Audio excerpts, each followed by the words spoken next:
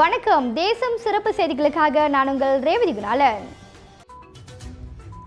மீண்டும் ஆட்சி அமைப்போம், முதல்வர் மு.க.ஸ்டாலின் சூளுரை. தேசம் செய்திகளுக்காக தமிழ்நாட்டில் இருந்து எம் முருகன்.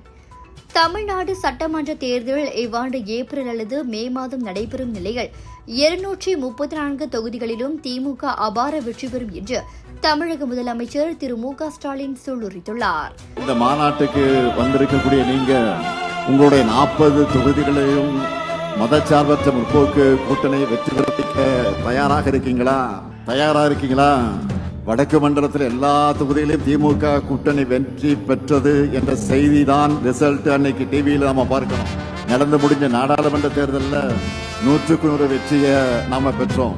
அப்ப இருந்ததை விட அதிகமான திட்டங்களை இப்போ நிறைவேற்றி கொடுத்திருக்கிறோம். எல்லா தரப்பு கோரிக்கைகளையும் தீர்த்து வச்சிருக்கிறோம்.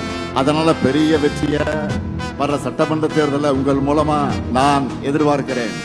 திமுக கட்சி மக்களுக்காக பல்வேறு நலத்திட்டங்களை மேற்கொண்டு வருகிறது. இந்த திட்டங்கள் அனைத்திற்கும் மக்களிடமிருந்து சிறப்பான ஆதரவு கிடைத்துள்ளன. மக்கள் திமுகவிற்கு ஆதரவு வழங்க தயாராக இருப்பதாக அண்மையில் நடந்த மாநாட்டில் பேசும்போது மு.க.ஸ்டாலின் அவ்வாறு தெரிவித்தார். 2019 நாம எதிர்கொண்ட எல்லா தேர்தலையும் நமக்கு வெற்றி மேல் வெற்றி தான். அதுவும் சாதாரண வெற்றி அல்ல, சதிகளை முறியடிச்ச சரித்திர வெற்றி. ஒவ்வொன்றும் எதிரிகளை கலங்கடிக்கக்கூடிய வெற்றி.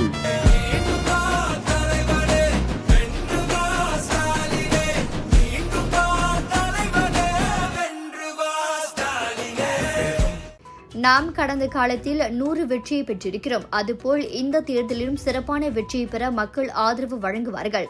தமிழ்நாட்டின் சட்டமன்ற தேர்தல் எதிர்வரும் ஏப்ரல் அல்லது மே மாதம் நடைபெறும் நிலையில் 234 தொகுதிகளிலும் தவேக போட்டியிடும் என அக்கட்சி தலைவர் விஜய் அறிவித்துள்ள நிலையில் திமுக, அதிமுக மற்றும் பாரதிய ஜனநாயக ஆகிய முன்னணி கட்சிகளும் பெரும் சவாலாக அமைந்துள்ளது என்பது குறிப்பிடத்தக்கது.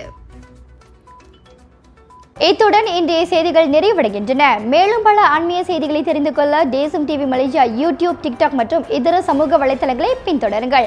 உங்களிடமிருந்து விடைபெறுவது நான் உங்கள் ரேவதி குணாலன். மக்களோடு தேசம், தேசத்தோடு மக்கள். நன்றி, வணக்கம். ஒரு வீட்டுக்கு ஒரு பட்டதாரி எனும் நிலை போய் ஒரு வீட்டுக்கு பல மருத்துவர்களை உருவாக்கும் நடவடிக்கையில் இறங்கியுள்ளது எய்ம்ஸ் பல்கலைக்கழகம்.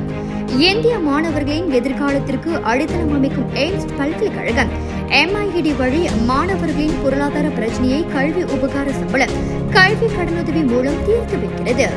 எய்ம்ஸ் பல்கலைக்கழகம் தரத்தில் உயர்ந்தது, போதனைகள் சிறந்தது, மாணவர்களுக்கு நிலையானது. இன்றைய நாடுகள் எய்ம்ஸ் பல்கலைக்கழகம்.